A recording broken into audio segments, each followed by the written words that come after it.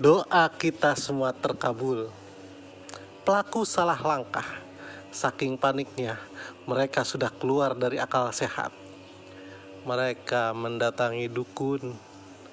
Pada malam Jumat 10 September 2020, sang dukun menyuruh 2 orang untuk menanam kain merah di kuburan almarhum Yodi. Dan ada CCTV yang merekamnya. Plat nomor sepeda motor yang digunakan terlihat jelas.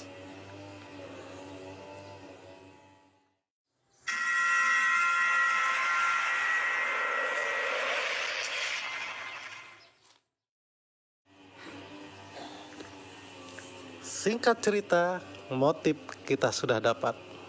Skenario sudah kita dapat.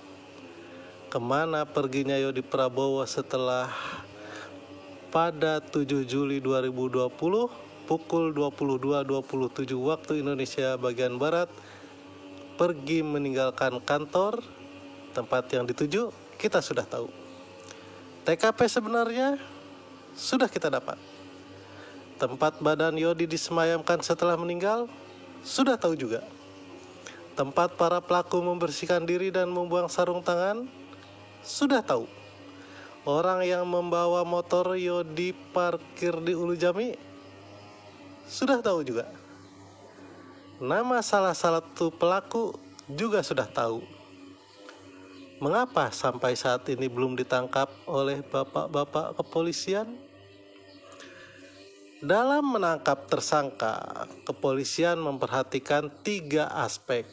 Pertama, aspek yuridis. Apa dasar hukumnya? Administrasi untuk pengungkapan kasus ini, dan minimal didukung oleh 2 alat bukti dengan tetap mengutamakan asas praduga tidak bersalah. Yang kedua, aspek teknis.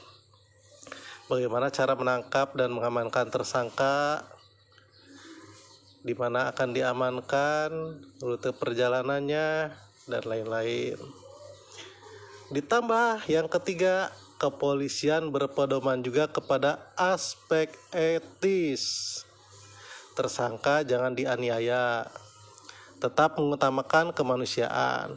Makanya ada cerita Bang Heri Gondrong polisi nangkap tersangka yang sedang makan, dibiarkan dulu makannya sampai selesai dan dibayarin lagi makannya, meskipun yakin itu orang yang jadi tersangka udah gak enak lagi makannya karena ditungguin polisi kan. Intinya kepolisian berpedoman bukan apa yang diketahui, tetapi apa yang bisa dibuktikan di pengadilan. Apabila kita sudah tahu semua, mana foto-foto barang buktinya? Di mana coba lokasinya? Mana wajah pelakunya? Siapa namanya? Tenang.